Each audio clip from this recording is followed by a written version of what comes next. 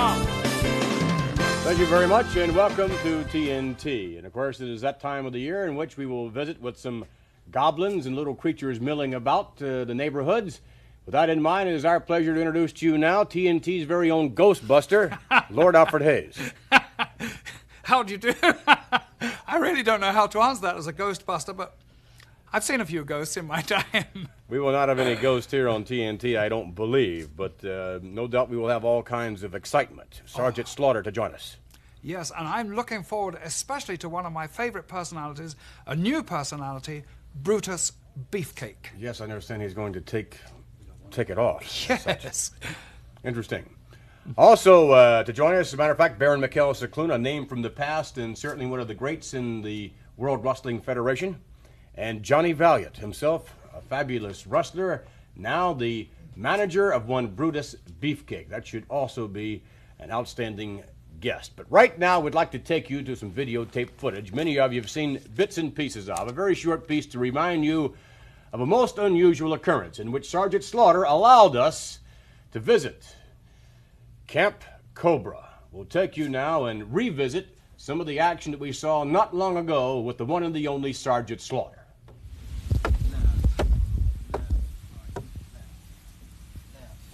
Platoon, halt! Right, hey!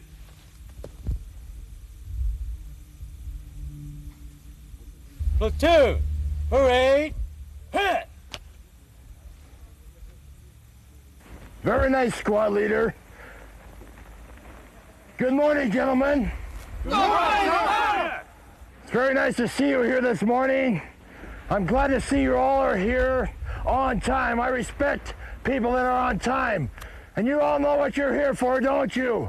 Yes, sir! We're here for one thing, and that's America, isn't it? Yes, sir! What are we going to do with America? We're going to clean it up, aren't we? Yes, sir! We don't want any more Iranians around, do we? No, sir! We don't want the Russians invading us, do we? No, sir! You know the Cobra Corps stands for what? America, sir! That's right, correct, America. And that's what we want to do. We want to clean up America of all the trash. And that's what we're going to do starting today. And I'm glad to see you all can make it. I know you're all handpicked by myself and my squad leader. And we're all going to go through a rough, tough training camp. I know you've all been through a training camp already. That's how you got here. But now the real work starts. And if you can't make it, you're going to be shipped out. Have I made myself clear? Yes, sir! I can't hear you. Yes, sir!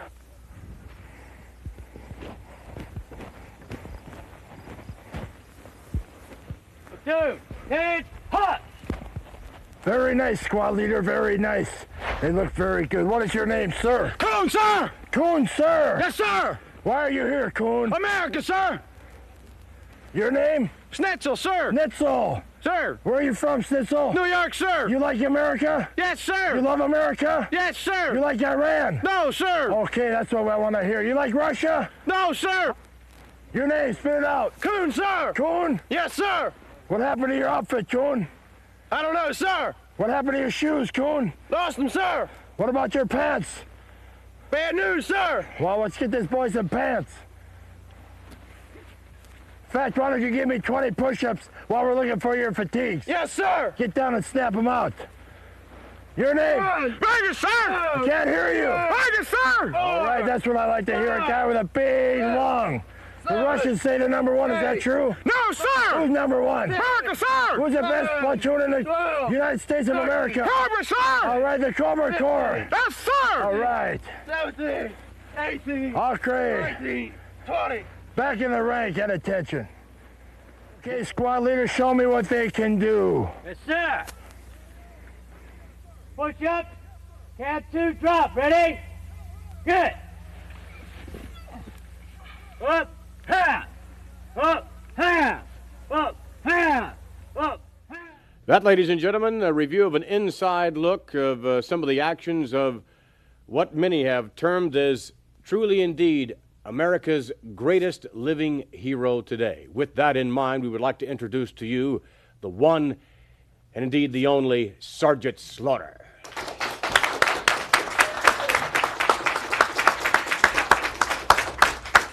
Sarge, how are you? Good to see you. Welcome to TNT. Lord Alfred Hayes. Oh, Have a seat if you would. At ease out there. Thank you. Sarge, your activities are far-reaching in and out of professional wrestling. We just saw a bit of some of the activities that out in, I guess, a rather clandestine Camp Cobra. Could you tell us a little bit more about that? That was obviously an elite bunch of men. Well, I wanted to find a place that was hot. I wanted to find a place that was private. So I've been all over the country, and finally I found a place for Camp Cobra, and I'm not going to tell anybody where it is because I don't want any visitors. I want it to be kept quiet and secret, especially from the Russians and the Iranians. Well, now, these men, paramilitary or whatever they may be, obviously it's something different than what we have considered in the past in terms of the honorary Cobra Corps, in which we have a legion of fans, really, that follow you. Many almost worship you. But this is something different, and it was, I would assume that these men are trained for special reasons. Well, they're trained to fight for America, and they wanted to see what it was like to be in the Cobra Corps. I always say that the Cobra Corps was the toughest and, like you said, the elite. And I got so many cards and letters and phone calls from young men that wanted to go through the Cobra Corps. So I put a camp together, and I said, well, if you've got the guts, come on down. So we did it, and they all made it through, but none of them really impressed me enough to get into pro wrestling. No, I consider that something else again. As far as your activity is concerned in professional wrestling, it seems to me that there's very little time. You must be one of the busiest men in the world today. I don't know how you can possibly maintain your schedule. It's unbelievable, Vince. Not only is the schedule tough, but wherever I go, people recognize me. Wherever I go, I see the camouflage, and I always recognize people with the camouflage on and carrying their American flags and their signs, USA, and even if they don't have one, all of a sudden they make one up. I travel around in a camouflage limousine, and it's easy to spot me, and people, as they go down the highway, will go out of their way to make a sign USA #1, which I'm very proud to be an American. I'm very proud to know that the people would take the time to make a sign USA #1, because that's what I'm here for. I'm fighting for America, and it's just great. And the schedule I have is awfully tough, but I love doing it. Well, I'll tell you, the fans love Sergeant Slaughter. There's no doubt about that, and the Cobra Corps grows by leaps and bounds every single day. We're going to return with Sergeant Slaughter, and we're going to take you back to a special matchup and also a different side of Sergeant Slaughter's Cobra Corps. The youngsters will really pile into the ring. We'll be right back with more TNT.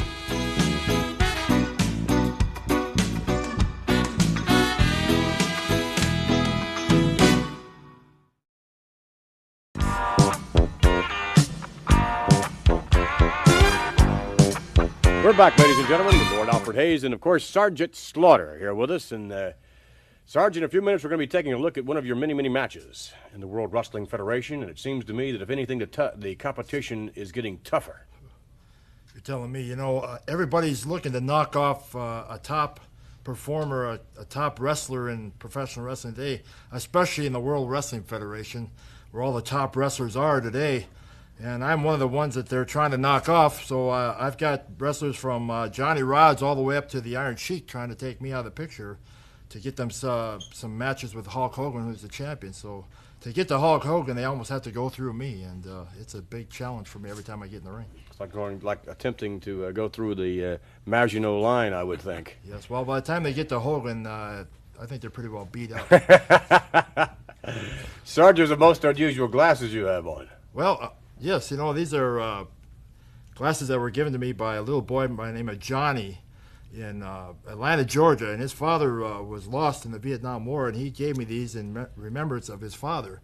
So every time I get a chance to wrestle or be on a show like this, I try to wear these glasses, but if he doesn't mind, I like to take them off for a while. They have some sort of insignia on them. What is that? Yeah, well, they're stars and stripes. I don't know if the camera can get a close-up of those or not, but they have the stars and stripes on them, and Johnny... I think they're a little difficult to see through. Yeah, well, when you're looking through the stars and stripes, you can see about anything you want. Very good.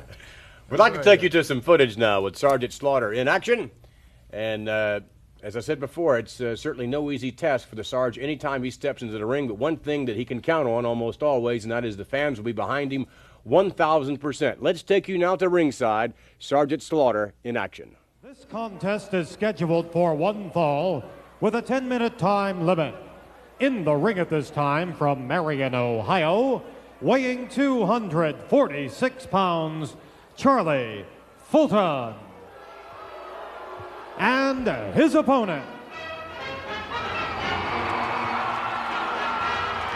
from South Carolina, weighing 296 pounds, Sergeant Slaughter.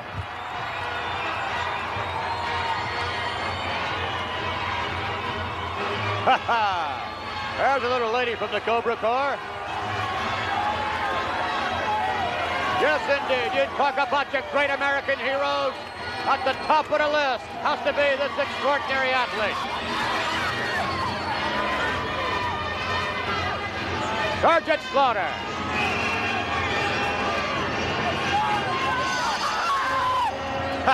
You bet he is. The Sarge has many buddies. A salute to Old Glory.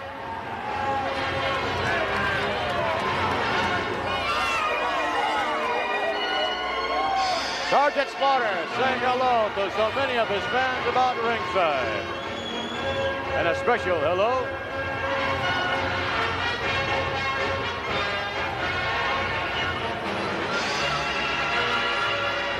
Sergeant Slaughter poster there.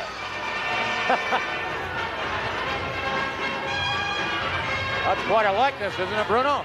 Indeed it is. I'll tell you, I'm amazed every time I see this man step into the ring. Never seen so many flags, so many pictures. People just love this guy because, of course, he is right now, he is telling him America's #1, and fans love that. And, of course, he's right. America is #1. Sergeant Slaughter. There he is.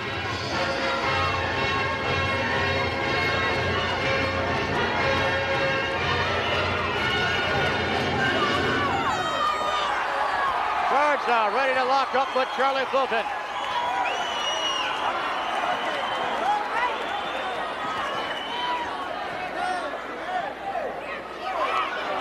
And the Sarge, knowing full well Charlie Fulton, the veteran, is going to give him a real run for his money. Slaughter keeping a keen eye on Charlie Fulton.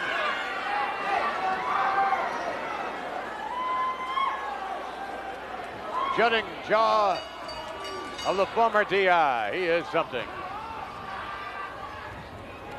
To the ropes now, and referee asks for the clean break, and gets one.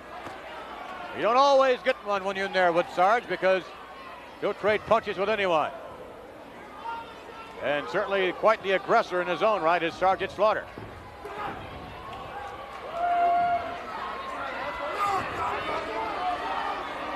Slaughter continuing to twist now. Nice maneuver by Slaughter, ramming the knee to the shoulder.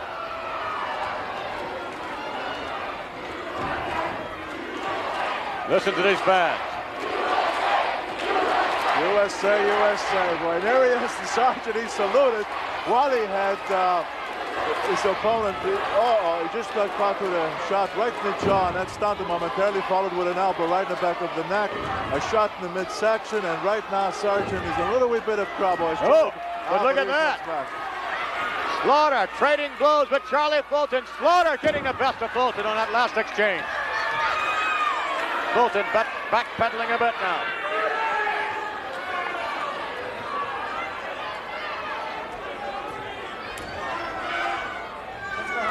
Locking back up, Fulton with a standing side headlock.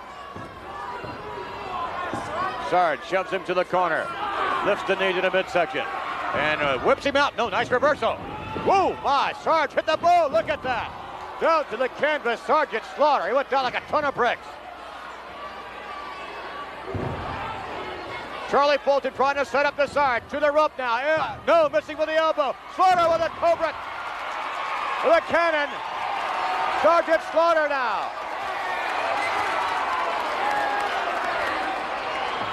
Trying to set up Charlie Fulton for the Cobra clutch. And sinks it down in.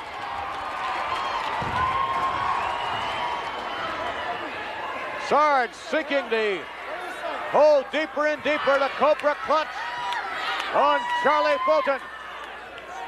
And Fulton going down, and he almost is going out. That's it. Yes, sir. You don't mess around too much with this man. Sergeant Slaughter will get the official decision. Here is your winner, Sergeant Slaughter.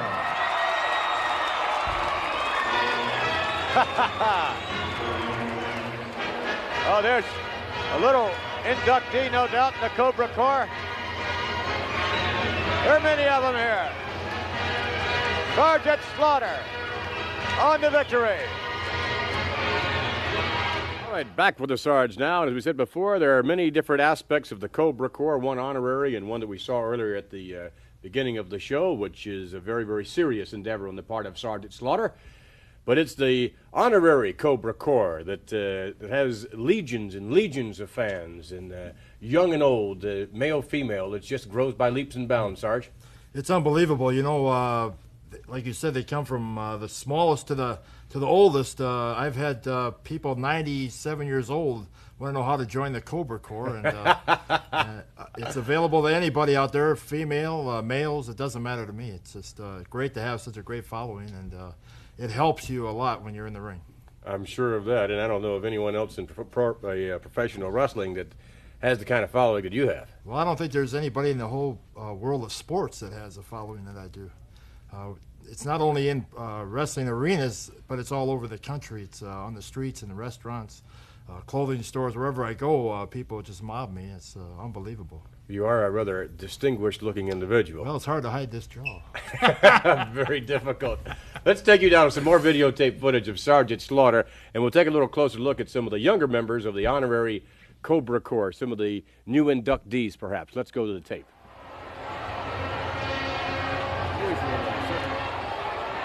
I'm sure that in Madison Square Garden, this was not normally be the case. No, it was unbelievable. Like I was just speaking of, they come from the rafters just to get a touch of Sergeant Slaughter, to just even show me that they have an American flag or they have a USA sign or any type of a picture or a poster that they made up. And it's just great because not only do I think I'm the #1 American, but so do they. And it's just great. All the camouflage and everyone saying the Pledge of Allegiance to the flag, and never have I seen it like that before. Here, listen to this.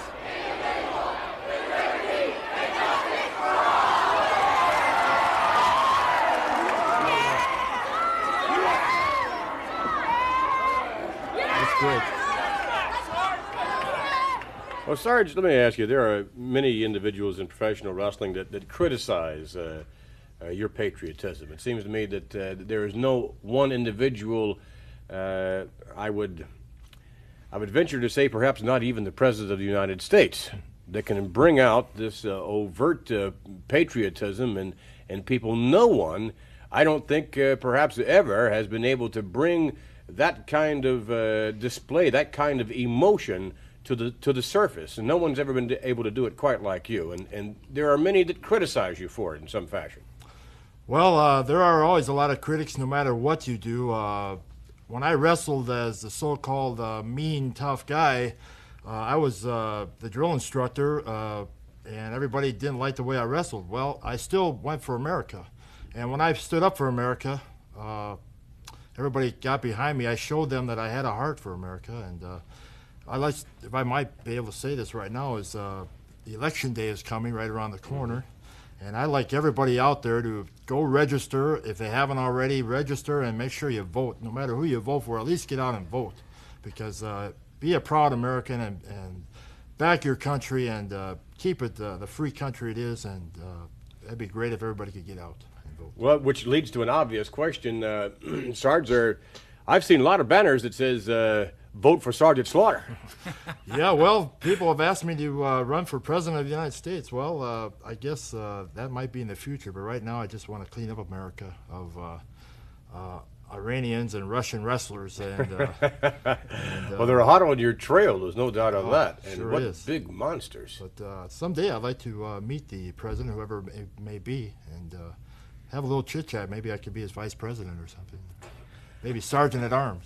Sergeant at arms, I'm sure. Whatever capacity, Sarge, I'm sure you'd be welcomed wholeheartedly. And we would like to invite you to hang around, if you would, for later on with perhaps a few surprises and things of that nature. Sure, and, I'd love to. Your presence is always welcomed on TNT. Thank you. Sarge, thanks for joining. It's great to be us. here, and I've been looking forward to coming, and finally got here. All right. Sergeant Slaughter, ladies and gentlemen. Indeed, perhaps the greatest living American hero in the world today. He is something else. Sarge will join us later on, and we shall return with more TNT in just a moment.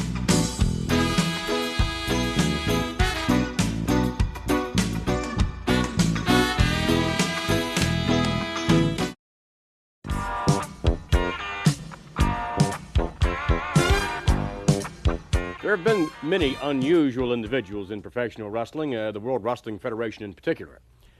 But the gentleman about whom we are to view momentarily is perhaps one of the most unusual you will ever see. His name is Brutus Beefcake. He is managed by a gentleman known as Luscious Johnny Valiant. And recently, Beefcake had the entire wrestling world on edge as to whom he would allow to manage him. He chose Luscious Johnny Valiant. We would like to take you now to some rather rare footage of Brutus Beefcake. Just a little short resume of myself. I'm from New York City, and I have come down here tonight very graciously. Your host here has opened the doors for myself and my wrestler. I am a pro wrestler. I am a manager of wrestlers, and my man Brutus Beefcake tonight from Madison Square Garden, New York City, will be here tonight and do a little sachet for each and every one of you lovely ladies. We've selected a song or so that you may recognize. We have selected a song or so that you may be able to really get into the groove, so to speak.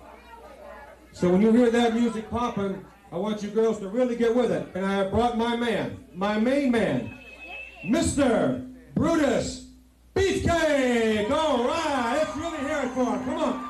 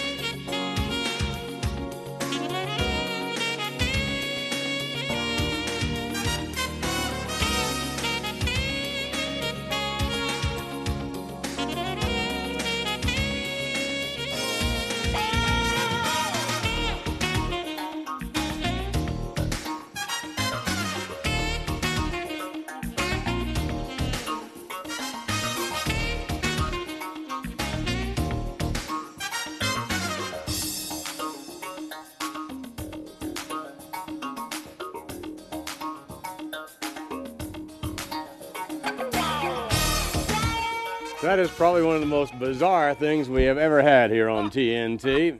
Nonetheless, Brutus Beefcake is different, most different indeed, both in and outside of the ring. And there we just saw Brutus doing his thing, I would suppose. And what we would like to do right now is to introduce to you live, yes indeed, luscious Johnny Valiant and Brutus Beefcake. Oh, yeah, Daddy-o. Oh, yeah. All right, all live right here. Mr. Valiant, would you care to join us? Oh, yeah, on the Benny, set, boy. please? Yeah, we'll All come right. right up here, my man. Very good. Coming right up. Nice to have you here on TNT, Mr. Always a Beefcake. pleasure.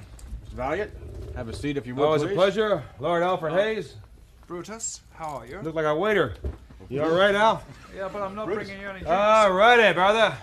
Brutus is a rather sizable individual, isn't he, actually? He's, physically speaking, he is not exactly what you would consider to be a flyweight or a, You hear that, Vinny? That's not a rattlesnake. That is, What is that, actually? Bionic arm, it looks like to me. That is, That is my man, my main man right here, Brutus Beefcake. You know, ladies and gentlemen, boys and girls, when the folk out there at the main event in Baltimore, Maryland open up their doors to let me come in there with my main man, Mr. Brutus Beefcake, and show each and everybody exactly what's happening in the World Wide Wrestling Federation. This guy's the hottest thing to hit the World Wide Wrestling Federation since they put a ring on in the Spectrum, since they put a ring in Madison Square Garden, since they put a ring coast to coast like Bordenhouse toast. This guy is unbelievable. And Mr. Valiant, if I may take exception that, obviously he's most unusual and quite talented, I guess you would say, in his own right, but has he really been tested yet in professional wrestling? I mean, has he... Vince, come on. Beg your What do you pardon? mean he's been tested? You think I would ever put myself with a chump?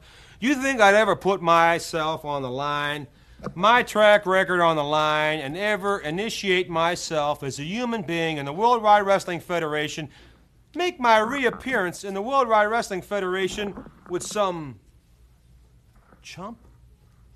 No, we're not inferring that, actually, Mr. Valiant. It's just that Mr. Beefcake seems... has he been avoiding some of the more extraordinary talents in professional wrestling? No? No. He's not avoiding nobody. Hey, we're here. His contract is highly negotiable. If there's anybody out there that would like to wrestle Brutus Beefcake, you go right ahead. And you bring that contract forward. I will review it. I will check it out. I will look into all the loopholes. And we have attorneys that will check it out, man, so to speak. All right, again, Mr. Valiant, Brutus Beefcake no doubt will be put to the test in upcoming weeks. And how do you feel that Mr. Beefcake could have had perhaps anyone in the world to manage him? I mean, Arnold Skolin was interested in the contract, certainly Freddie Blassie, Lou Albano, Bobby the Brain Heenan. I mean, they were throwing money at him right and left. How did you land the contract? Man's got good choice. Man's got good taste. The man knows talent. In other words, when I come down the aisle with Mr. Brutus Beefcake, ladies and gentlemen, boys and girls, wrestling fans of the World Wide Wrestling Federation, I'm not just coming down the aisle. I'm coming down there to oversee matters. I'm coming down there to lend my assistance. I'm coming down the aisle to say it's Brutus Beefcake versus whomever, but it's Johnny Valiant lurking, it's Johnny Valiant available, it's Johnny Valiant watching. Well, now, how much do you credit your presence then with the phenomenal success of Brutus Beefcake? I say it's a 50-50 deal. I say it's Brutus Beefcake's talent, it's Brutus Beefcake's physical prowess, it's Brutus Beefcake's presence, but it's also Johnny Valiant. It could be 25-50. It could be 90-10. It could be 10-90. It could be 98. It could be 2. But the bottom line is this man's going to win, and I'm going to make sure of that. And nobody is ever going to give him a bum steer, Vince McMahon, Al Hayes. Nobody is ever going to give this man a bum steer while I'm around. All right, well, let's take you now to some videotape footage, if we may. Brutus Beefcake in action. You will also see, of course, at his side, the brains behind the brawn, and brawn in his own right, Johnny Valiant. Let's go to the tape. Ladies and gentlemen, entering the ring at this time is the manager. Here he is, Luscious John Valiant. This contest is scheduled for one fall with a 20-minute time limit. To my left, from parts unknown, weighing 273 pounds, Brutus Beefcake. His opponent to my right, from Auckland, New Zealand, at 242 pounds, Tony Garea. Tony Garea, a big hand from this capacity crowd. Brutus Beefcake led in by Luscious Johnny Valiant. Johnny Valiant back in the World Wrestling Federation. What a find. I wish on your interview, Gene, that Luscious John would have let Brutus say a few words. Oh, no, he was very adamant about it. He was not about to let him talk. I know that. I said I wish he would have let Brutus. I would have settled for even a zip code. Yeah, right. It could be some kind of an indication of where the man is from. Well, all he did was show his pearly whites and laugh, Gene, and parts unknown. Parts unknown, all right. I've got a pretty good idea where this guy is from. Tony Garea, of course, from Auckland, New Zealand, located in the northernmost island of New Zealand. Auckland at the northern end, at the southern end, the city of Wellington. Lovely place. You ever been there, Jim? Never. I have. What a beautiful spot. There in Australia, really. As a kid, I was enamored with geography. Look at this forearm apparel, Gene. If that's not illegal, I don't know what it is. It most assuredly is. And I cannot understand. I'm not going to sit and criticize World Wrestling Federation officials, because let's face it, men like Beefcake and Valiant are going to get away with anything they can. They'll try anything. Absolutely.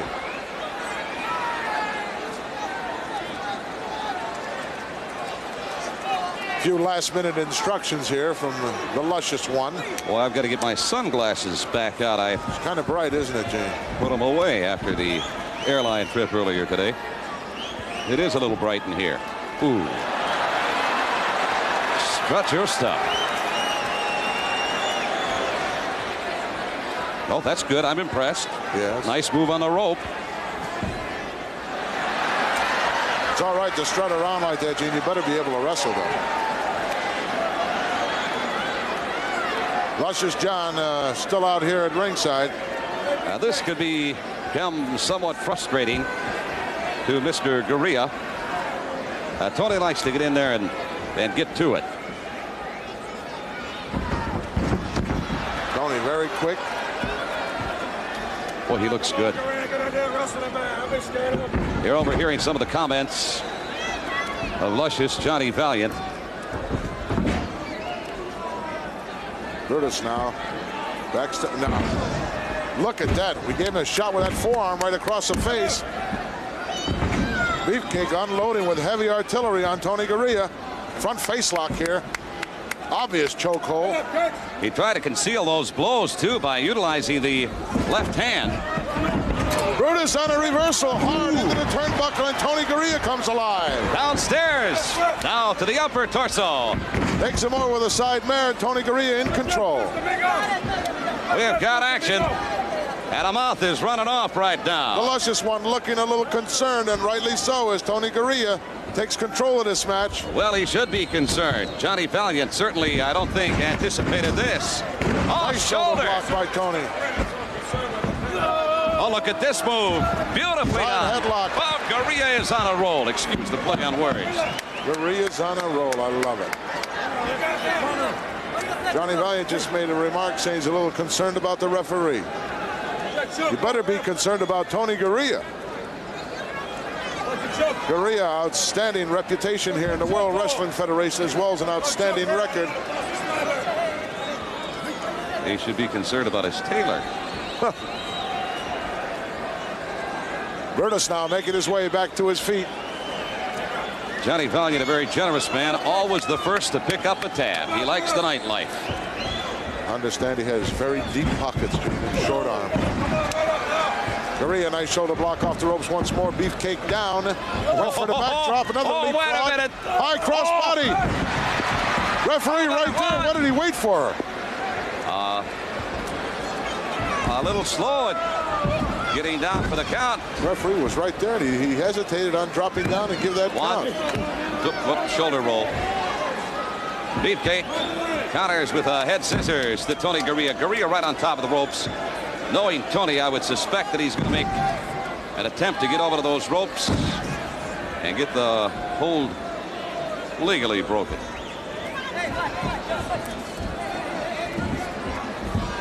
All right. Blatant choke on a part of Brutus Beefcake. Right in front of the referee, too. Ref, grab a set of... Brutus unloading with those heavy 23-inch biceps on Tony Gurria's neck. And those very, very controversial striped apparel on the forearms of Brutus Beefcake. Beefcake's #1 cheerleader, Johnny Valiant, coming to life here on the sidelines. There's a left to the midsection. Gurria doubles over. Set up on a whip into the ropes. A boot downstairs, and Gurria certainly worse for wear. And there's a big right forearm. Shot to the midsection. The toe of the boot.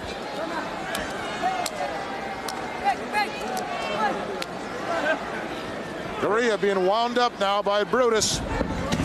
Hard into that turnbuckle. Brutus comes in with an flying elbow, but Tony Gurria had already left the premises. Gurria now catches him coming in with a right and another right. Oh, look at that flurry on a part of Gurria. A series of 4, 5, 6 right, 7. Count them. 8. Oh! Brutus Beefcake now going for the ride. Drop kick by Gurria, a little low right in the chest area. Brutus bailing out. Wait a minute. Gurria follows him out. And now all of a sudden, Brutus Beefcake turns into Carl Lewis.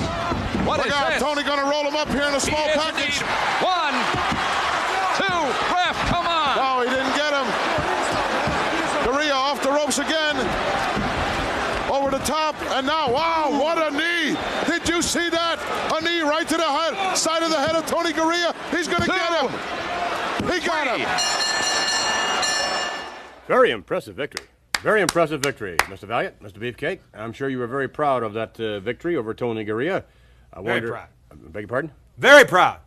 Mighty proud. You know, an interesting question was brought up. Beefcake proud. Very good. An interesting question was brought up during the commentary of that match, in that earlier on, apparently, there had been an interview in which Mr. Beefcake and yourself were involved, and apparently Mr. Beefcake was not allowed to say anything. Is it possible for Mr. Beefcake to speak? Why, you want him to talk?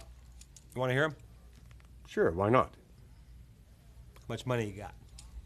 I'll tell you what, I'll do it for nothing. You want to hear him talk? Everybody want to hear Brutus Beefcake talk? What do you think, it's a ventriloquist deal here or something? Think I got him sitting on my knee or something? This guy's a trained athlete, man. You don't think I observed this guy over time? What do you think, I'm some kind of a schmuck? I'm going to stand here like some kind of a squirrel and bring some yo-yo here into the World Wide Wrestling Federation? Are we going to hear the man speak or not? You want to hear him talk? Say a few words. Say a few words. Are you going to say a few words to Mr. Beefcake? Say a few words. Just 2 words. Brutus Beefcake. Did you hear it? Did you hear it, Vince? He said Brutus Beefcake.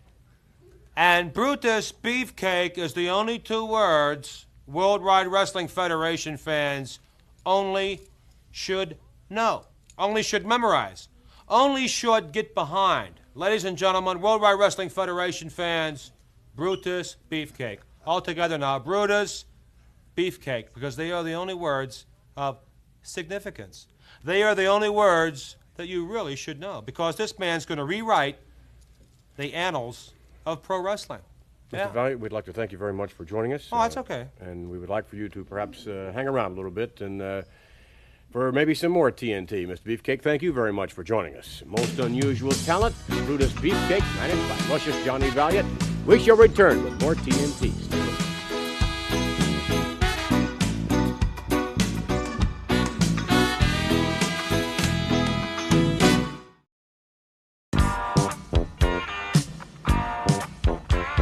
We are back with more TNT, and in a moment we'll take you to a matchup that we will join in progress involving Special Delivery Jones and his opponent, truly a giant of a man, in 6 feet 10 inches and near 300 pounds of Big John Studd. Oh, a man so difficult to scoop off his feet that lots of wrestlers have great difficulty in even approaching a nearness to beating him. Well, speaking of scooping up off the feet, there's $15,000 for the first men that could body slam Big John Studd. Let's take you now to the tape. Studd bleeding now from the forehead. Nasty looking thing, too. Oh, that is a big gash in the top of his head there. Boy, he took one look at that blood and immediately stopped SD in his tracks. Yeah, that looks like an old wound that's just come agape again there. Well, there's that old scar tissue we were referring to earlier on. Once you get it, in this particular sport, you don't get a chance to let it heal up properly, and an injury from one night easily carries over into another or into another weekend can cost you a match at any given time. Oh, yes. And that scar tissue is nature's way of trying to protect you, because it builds up into a thick amount of tissue of the skin. But in the case of John Studd there, that's a recent wound and it's opened again. Oh! SD laying the headbutt right on it. The Brain continuing to point and issue instructions to Big John, but right now, I don't believe he's hearing anything. SD drops the big guy to his knees. Bobby Heenan said, stop fooling around with this guy and put him away. Oh, he's not fooling around. He's sucking breath in now. He's trying to get something back into his head, a little more sensible than just that reeling and dizzy sensation he has in a... Uh-oh, Heenan up the steps now. Referee counting him down in a hurry. As SD continues his onslaught with headbutts and punches to that already busted open forehead of Big John Studd. Tremendous camera shot here. SD has a game plan and it seems to be very, very successful, Gino. You said they never come into the ring without the game plan, and they don't. And I think this is the obvious evidence of that. Absolutely. Once he saw that patch on the forehead of Big John Studd, didn't take him too much time to go to work on it. Heenan once again up the steps. And SD continuing with the headbutts, and the big guy goes down. Oh, he's down. SD over for the cover. Forget it. Yeah. That was like the Eiffel Tower coming down when he fell down. Now then, SD, don't become too overconfident. Just keep at him the same way as you did before.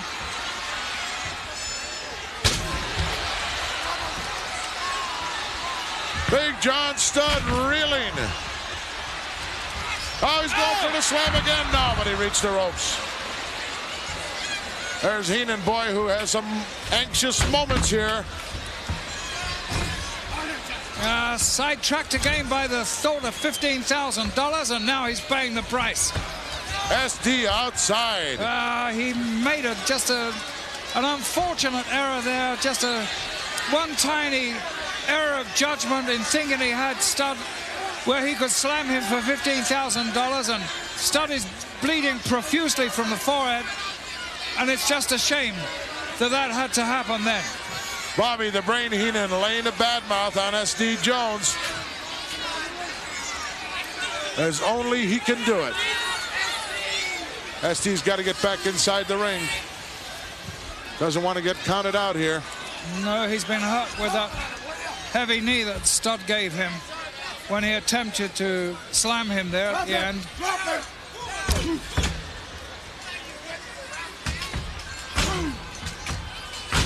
Those huge boots hammering away. I don't know what size they are. They must be size 20s. S. Jones is hurt. I think he's just ruining now the chance. He should take a hike, your lordship, right around the other side. And, yes. You know. He is taking a hike, and that's the one sensible thing he's doing. But he's coming too close to the ring. He blocked that shot. Headbutt gives him a chance to get back in.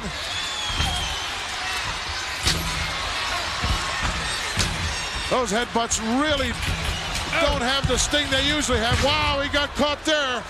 He's having to deliver him with an upward motion. Oh, he dropped a big elbow right on his throat.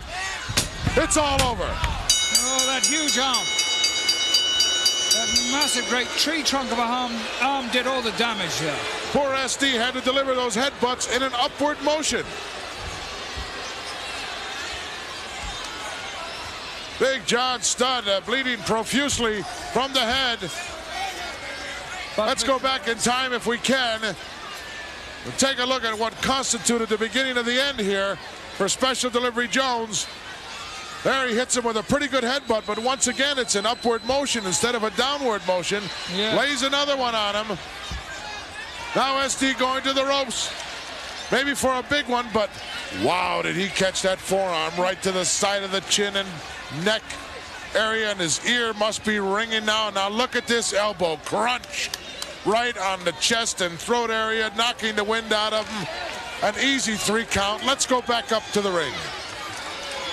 The winner of the match, Big John Studd.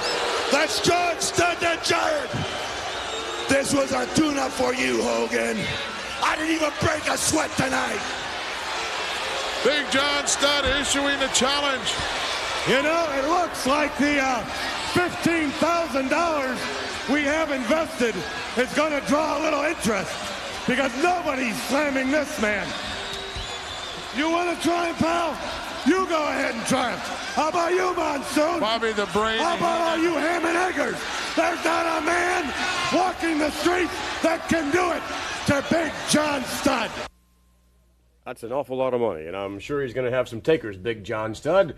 Most everyone would like to have the $15,000 and certainly would like to have just the privilege, actually, of getting in the ring with a man such as John Studd. Yes, but you know something? The psychological effect of having that $15,000, if you can possibly slam him, has been a good weapon in his favor. I mean the favor of John Studd. We also have seen Big John Studd grab a few ropes as he was going up, saving himself from what would appear, at least, to be a certain slam.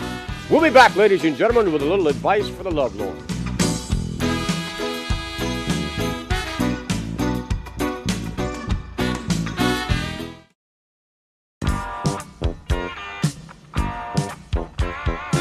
Yes, we are here with John Valiant, and who will hopefully give us a little bit of advice in terms of some of the questions and maybe some comments as well that people have written in over the course of these last couple of weeks. Dear TNT, I have a problem. After watching some of the fabulous physiques in the World Wrestling Federation, as far as the wrestlers are concerned, my husband pales in comparison. What's a girl to do? Well, it all depends exactly. What do you call pale? You mean you pale milk? You're talking about a pale face with Bob Hope and the old movie, or somebody talking about pale? I'd have to assume, Vince McMahon, that pale would mean a comparison. Is that the terminology? I'm sure that's what she means.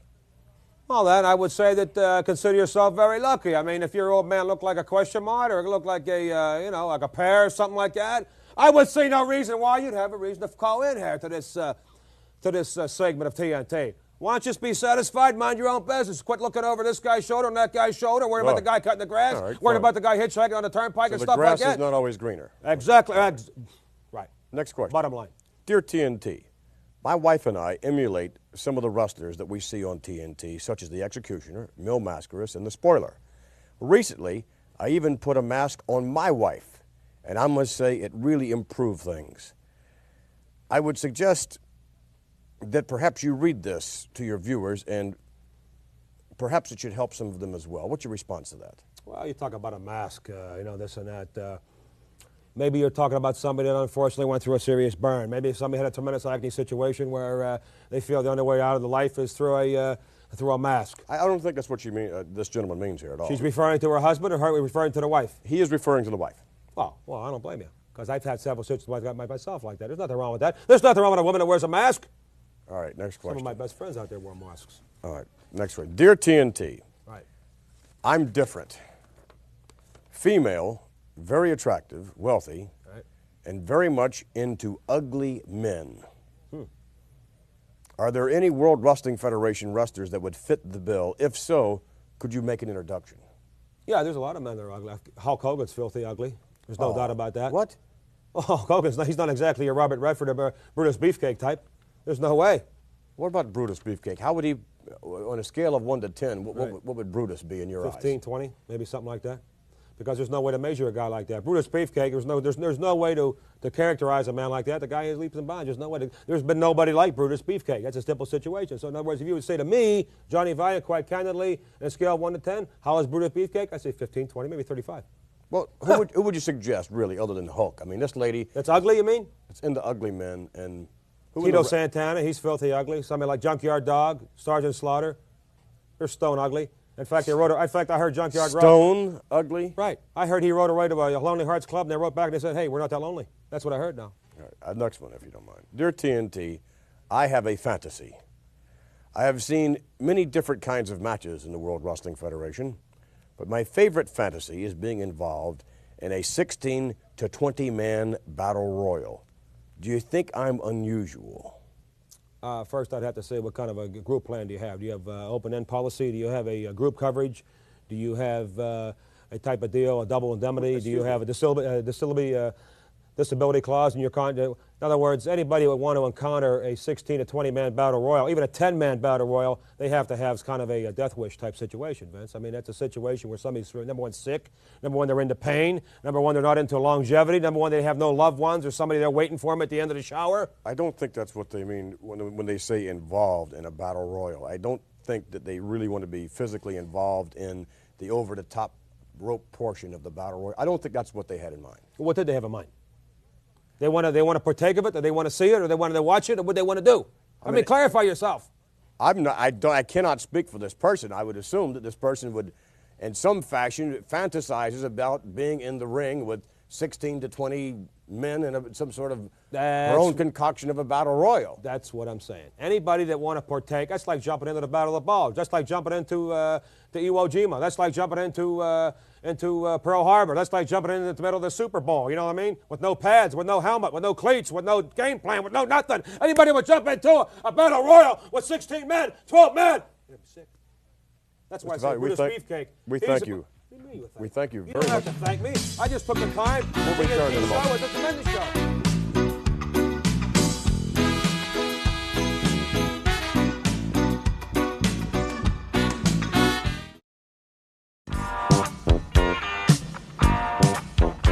No further ado, we would like to introduce to you the one and the only Junkyard Dog. Hello, Big JYD. Lord, I like that sound, baby. I like that sound. I like that sound, man. I like it. I like it. Myself, man. Something strange in the wrestling ring. Junkyard Dog, man. On the dog. There's only one to call, I guess. That's it. That's the only one. Well, a lot of folks are calling that Junkyard Dog right now. I'll tell you, you have become one of the most popular athletes in the World Wrestling Federation, perhaps in the most shortest length of time of anyone ever to enter the ring. You know, I've been very fortunate. A lot of help come from just understanding people and get along with people and, make no difference what race or color it is. I just mingle in, man. I never feel left out.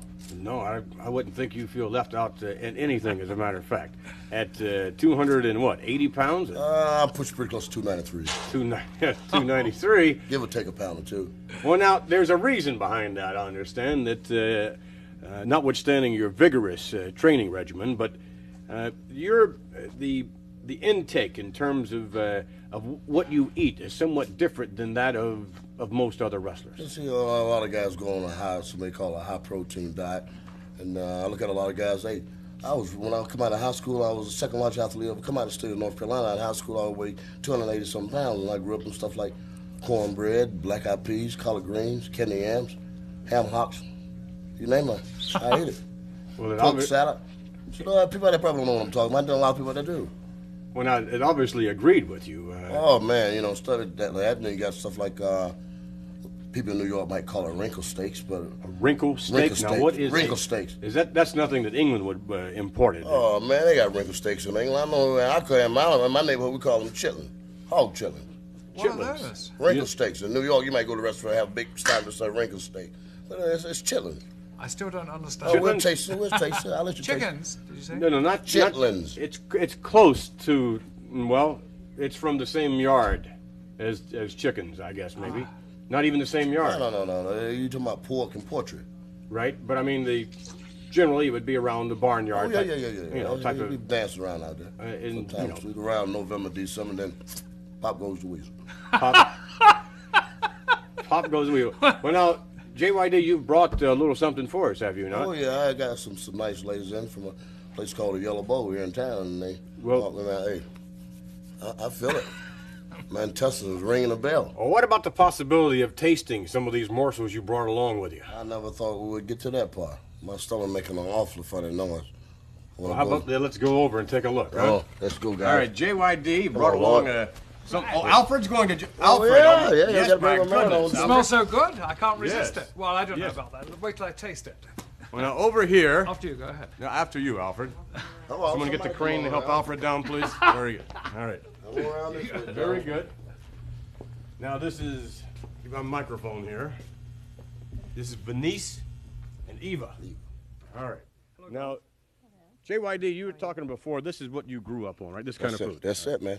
Now, could you explain to us a little bit? Now, what is the, for lack of a better term, what is the green stuff out there? I call it mustard greens, salad greens, collard greens. It's greens, man. It's greens. Now, and what do we have mixed in there, Benice? Is something mixed in that greens over there? Yeah, well, I'll explain to you what we have here. We have collard greens here. All right. And they're seasoned. What are they seasoned with? With our pork. Seasoned with pork. Bacon. Normally we bacon and the grease from the bacon. And the grease from the bacon. All right, now behind the collard greens, it looks like, what is that actually? You're not going to believe. These are chitlins. These are chitterlings. What he was called. Chitlins. Yeah. Well, that's, okay, chitlins. Now, and chitlins are one of your favorites? They're one of my favorites. In New York, they call them wrinkle steaks. Wrinkle steak. And Alfred, you've never heard of this wrinkle steak? I've never heard of wrinkle steaks, chicklins, or colic pork. Not chicklings, it's chitlins. Oh, chitterlings. They don't have that in England? Certainly not. No, okay, fine. All right. Now, what else do we have here? Now, behind that, we have, looks like... candied sweet potatoes. All right. They're called yams. All right, called yams. Now, over to the left over there, it looks like chicken of some kind. Is that what that is? This is stewed chicken. Stewed chicken. Some people call it smothered chicken. All this right. is chicken with gravy and onions. Mm-hmm. Now, Alfred, that would be right up your line, I think, maybe. I'm not too sure. Yes, that looks rather nice. The onions, one must be careful about those for social circumstances. Social circumstances. Does it ever bother you, JYD? Don't bother me. All right, fine. And then over on the right, what is that concoction of... It's like peppers of some kind. What is that? This is short ribs of beef. All right. You have green peppers and onions and your gravy in here. Mm. Boy, that smells delicious. In front of that, what is that? This like some is- sort of dessert, maybe. Yeah, this is a peach cobbler. Uh-huh. Now, one thing I think that, Alfred, you recognize, and that would be the white stuff. Yes. Back here on the back of the table, this white stuff, that looks like rice. Is that rice? Oh, he knows about this. Okay. That's what it is. And then from there, of course, we have, it looks like corn muffins. Yeah. All right, how about if we can try some of this? Eva, you got a few plates over there. Maybe we can try some of this. And Alfred, why don't you jump out there? Okay, well, the rice, we had wild rice last week. Is this tamed rice this week? Well, I'm not too sure. That's wrinkle steaks, man. Let me try the wrinkle steaks. All right, let him try some of that wrinkle steak. Could I try one of those scones? Scones? Well, those things just there. Corn muffins. Corn muffins, not Yes, scones, Alfred, please.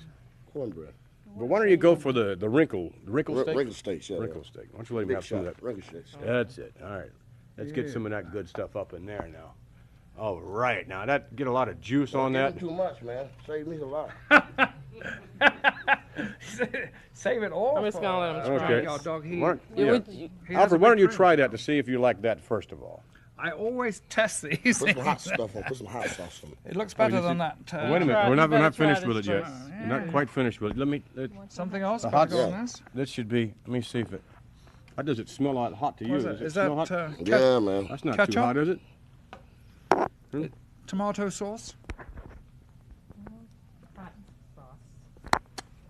That's not bad, is it? No, right down the line. Let's have a little of this on. Oh, just a minute, on just a Alfred. minute. Hey! Oh, sorry, Alfred.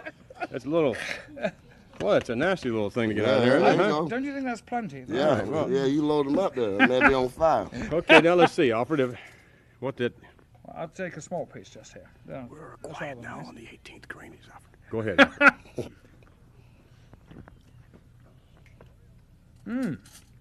Very good. Very unusual. And very, very hot. Very, a little bit on the warm side, huh? Do we have some water? Unfortunately, that wasn't on the menu, Alfred. But Bring nothing to drink, Alfred. all right, but here comes something for the dog now. Candied yams out there and the glit. Now, dog, you can jump right down on Yeah, that. they don't have to worry about me. All right, and this, Tomato sauce on No, that's not tomato sauce. Hot sauce, man. Pepper sauce. and certainly not tomato for certain. See that red stuff? There we go. All right, Let it good. there. There you go, baby. I'd like to try some of that macaroni and cheese over there for sure. That looks great. Boy, I bet the boys are home crying the blues now. Huh? How was it, JYD? Just like eating at grandma's house. Well, if Grandma could rear an individual to weigh 280 pounds by the time he's a senior in high school, I think everyone will be on That's this it, diet. man. You think we can do this every week?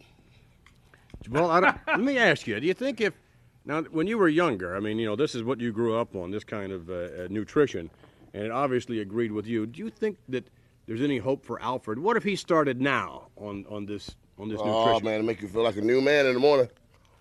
Really will? Yep. I'd like to feel like a new man. I'd like to feel like a man, even. Vince, I'm not trying to be cruel or nothing, but you can keep talking to Alfred and later. I got to finish this stuff here for a while. All right, I'd like to try some of that macaroni and cheese myself there. And Get too heavy there. oh my goodness, look at this! And look at all the cheese in this thing. Gosh, that looks good. Now we understand we have some ribs out here. Eva, you going to show us how to make ribs? Yes, I'm going to prepare, which will not take long. Isn't that pretty? All right, that's pretty. Sure, that's prepare. nice. And you're going to prepare the ribs. Yeah, I'm going to prepare the ribs. Okay. Okay. Now first, I'm going to take about a half a cup of water Yeah. and pour in the ribs so that it won't stick, That causes the ribs not to stick. right to the pan. Okay. Then you put your salt. Make sure you try to get enough salt on it. Give it a good Right, season. it really is. Okay. All right. And your black pepper. Okay. And just put black pepper. Always keep And a woman around. Always a keep little red pepper. What's that now? Red pepper. This is red pepper. Yeah. What's the difference between black pepper and red pepper? Alfred, Oh, do you know the red? difference between black pepper? Only one's red and one's black, I would assume. I think there's a little bit Yeah, more but difference. red is a little hotter, and it gives it a better season. This All is a right. Say little a lot hotter of people too. you like hot. Yeah, well, it's like hot sauce. Have Here, some Alfred, of why that. don't you come? No? Okay. Now, the last ingredient I'm going to add is my sauce, which really gives it the taste Mm-hmm. and brings out. And we have Oh, that's great. secret sauce, what I'm going to sprinkle This is over. the secret junkyard dog sauce. Grandma bring the sauce up here? I don't know, man, but it smells awfully good. That's the secret junkyard dog sauce. Boy, look at that. Something in there swimming, is it there? No, I guess not. It's jumping around a little bit. Sauce. Okay. Thank you.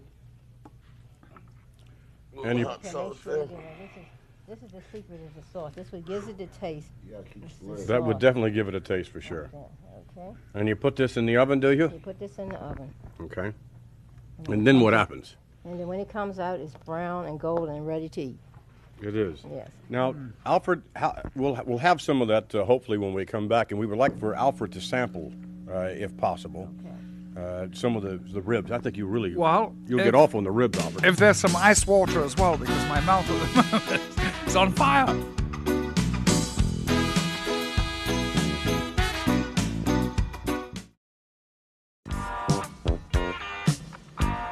Back here with what has to be the fastest cooking ribs known to Grandmama for sure. But they look awfully good. How about could we sample some of the ribs? Alfred, why don't you just jump out there? Certainly, thank you. Is there a plate somewhere? Please. No, just pick one up, Alfred. Come on, pick it up with your hands. Yes, you have a knife and fork, please. Use the phalanges, man. Your Hands. This Pardon? is ribs, Alfred. Ribs? Well, you pick them up with your fingers, Alfred. Well, I don't. Do you have a finger bowl? No. We have a finger bowl. Anybody in the control room have a finger bowl? We're fresh out of finger bowls, Alfred. There you Oh, go. that was nice. You put. There's a nice rib. Thank you. All right. Got this less saucy part here. Wow, there. Thank you. That's very kind of you. You have a bib for Alfred? They're hot. Oh, they're hot. Mm-hmm. Well, they are hot. What do you think, Alfred? Will this go over with Her Majesty or what?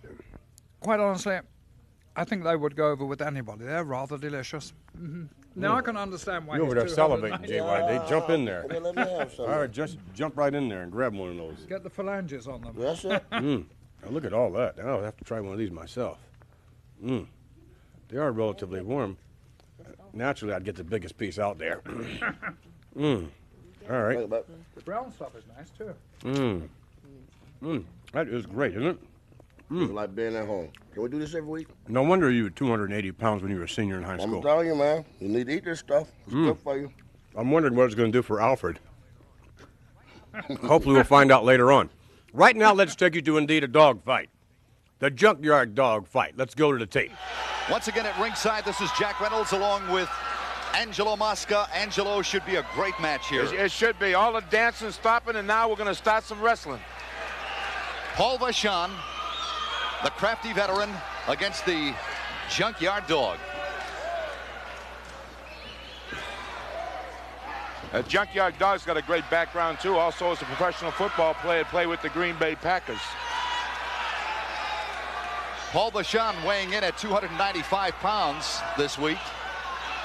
And Junkyard Dog tipping the scales at 262. Your referee for this bout is Terry Yorkston. This is a one fall, 30-minute time limit. Well, Vachon is out of the ring already.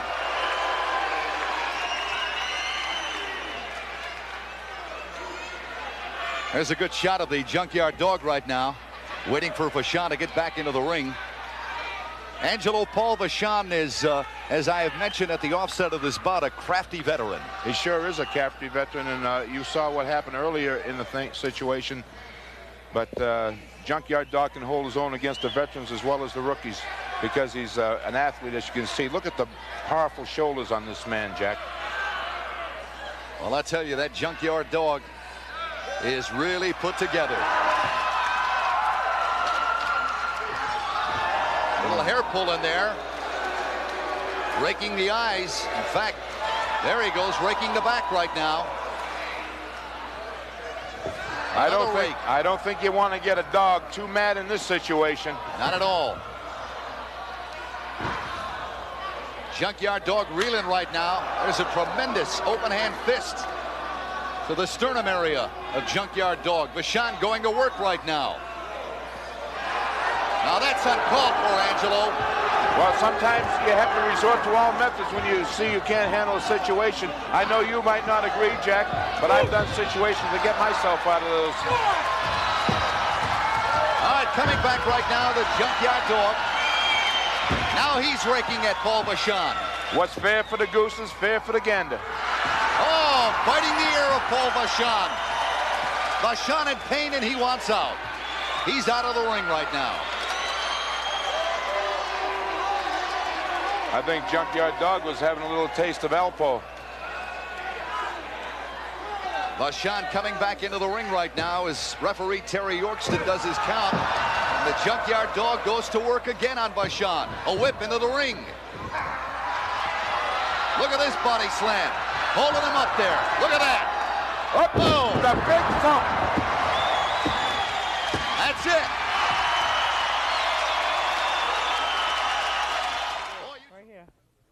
We are back, and almost all the ribs are gone.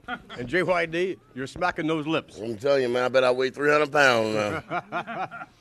And surprise of surprises, Mikey likes it. His lordship now jumping down on some peach cobbler. I love these cobblers. They're very, very nice indeed. The best food I've had, and probably the best music we've had, too. Venice, we'd like to thank you and Eva very much for coming over from the Yellow Bowl and bringing home some Grandma's cooking, huh? I'm telling you, I'm thankful to him. I'd like to thank all the people out there in TV land and give thanks to the Lord and my little girl for giving me health and strength to even be here today. So we'll be with you guys. And we'll be back, ladies and gentlemen, as we continue with more TNT. Stay with us. Lots more action to come in one form or another.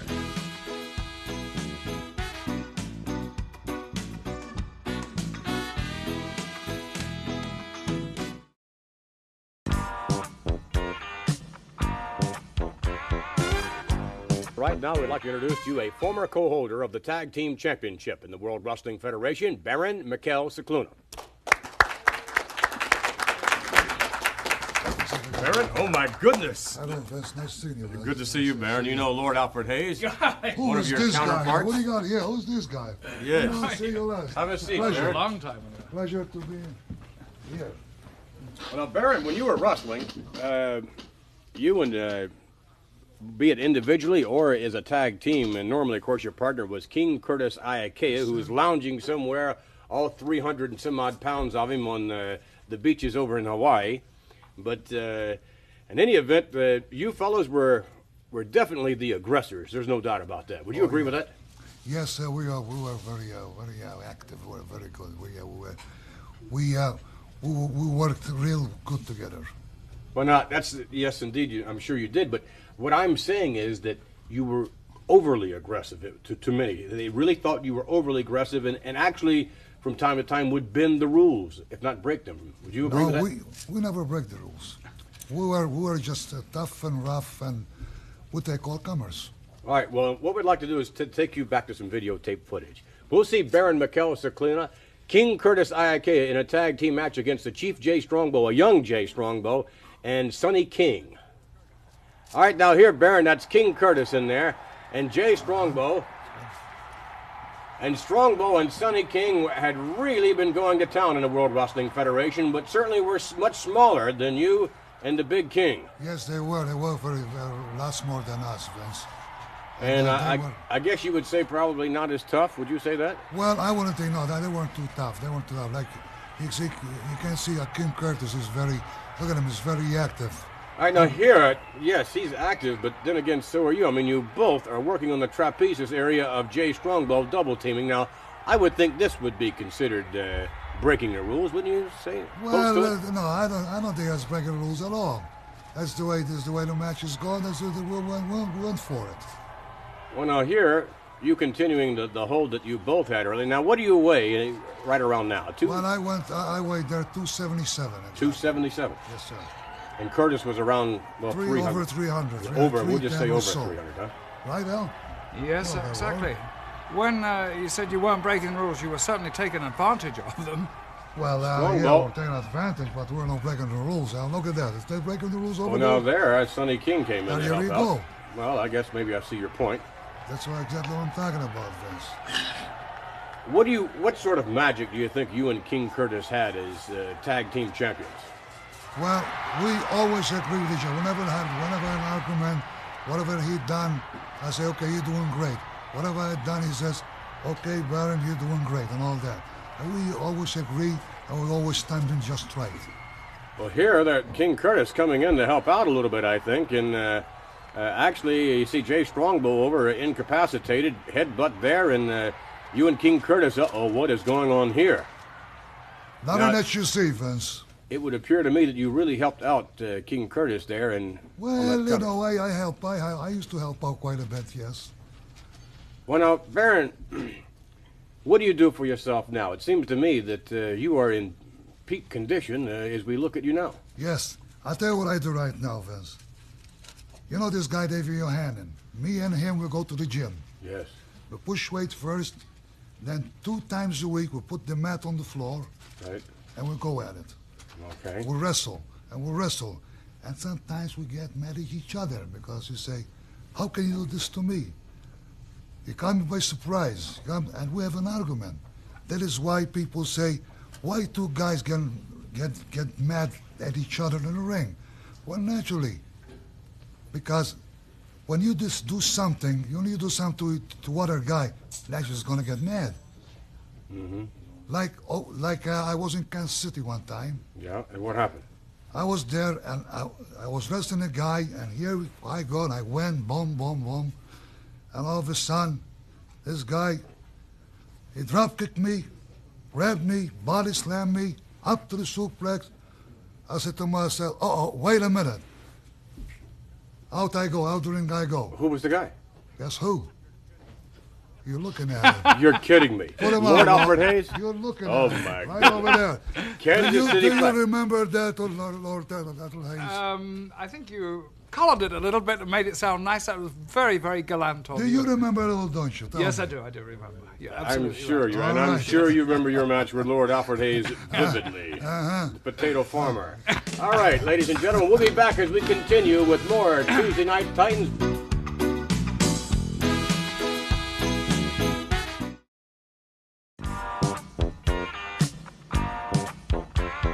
We're back with more TNT, and in a moment we're going to take a little walk down memory lane, if you would, and some of the more interesting aspects in the World Wrestling Federation and some of the review of some of the more outstanding wrestlers today. Well, we're going to look at Nikolai Volkov, a big, impressive Russian, and a tag team partner that he's recently acquired, the Iron Sheik. The Iron Sheik we know as the world champion. Together they make a devastating pair. All right, let's take you now to the videotape of the Iron Sheik and Nikolai Volkov. Well, almost, but with these guys, you're going to have a lot of almost, but never complete, because they're just too tough. Huge Volkov in there. Volkov backed off by another man. Very, uh-oh, that doubles up. Murto in the clutches of Volkov. Volkov going to work on Joe Murto. We want slaughter, some of the fans about ringside are chanting. They're definitely chanting it. Murto sets up. No, he doesn't. Murto, very big man, trying to set up the Iron Sheik, and the Sheik saw that very easily. And the Sheik gets him up. Suplex down to the canvas. Tag is made. Big Volkov over the top rope. Murto. Oh my, look at this. No, he's not gonna. Look at that, unbelievable strength. That's 280-pound Joe Murto. Up all the way and then down to the canvas. 2 and lights out at 3. Now that was impressive. You may not like this man's politics. You may not care for his heritage, but that was impressive. And Salbala, ooh, my, with a slam. The Iron Sheik stomping into the chest area, and Bellomo has yet to be able to make a tag to his partner. That obviously has already taken its toll on Salvatore Bellomo. No question about it. So far, he's just been pounded and pounded. In fact, right now, if they that's right maneuver indeed. Tag is made now. Lombardi stepping through, has the Iron Sheik. Lombardi whipped to the ropes, the Sheik waiting for him. Shoulder block, down goes the Sheik. Off over the Sheik now, right back at him. Oh my. And Lombardi right into the foot of big Nikolai. Volkov with a kick to the sternum area. Lombardi now, off the rope. Oh my. Volkov. Ooh. 300 plus pounds right into the back twice now. Volkov enjoying his work. Oh. And the frequent tag, Lombardi just trying to get to the corner. Trying to get out of the grasp of the Sheik. Oh no, look at this. Camel clutch. The Iron Sheik with the hold that took him all the way to the championship. The Iron Sheik with the dreaded camel clutch. Once he gets you in that hold, you're not too likely to come out. All right, front face lock. Yeah, that is a choke. And he does make the tag to Madden. Madden sort of reached in and forced the tag off. Punches like that, too. Look at this. Now there's that big boot of Nikolai Volkov. Grabs him by the head. Yeah, you've really got to lay these punches in on this Russian to have any effect on him. I mean, you just can't go in there and mess with him. Parliament, he comes in, tries to pick up where Madden set Volkov up, and look at the comeback of this Volkov. He can really come back out of a situation, as you just saw. Yeah. Well, old Parliament there looks like he's left the hit for the chicken house. Look out! And a tag off. The Iron Sheik was screaming for the tag off. He wanted to get in there. Setting up Roddy Parliament. Setting him up for that clutch there, and this is very painful, Rogers, you may know. He's going to put him away. He's got him all set up for it. All the way back. The back does not bend that way normally. The referee calls for the bell, and a submission by Roddy Parliament. Brian Madden came in to try to change the complexion of the ending of this match. Here are your winners as they claim victory right now. The referee said, you did it, leave him alone. All right, let's go to the ring. The winners of this bout, the team of Nikolai Volkov and the Iron Sheik.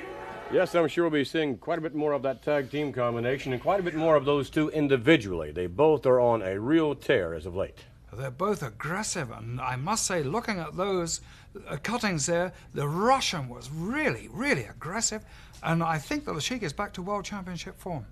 Both of them certainly knocking on the door of the championship. When we return, ladies and gentlemen, a word about the next edition of TNT and a most unusual occurrence.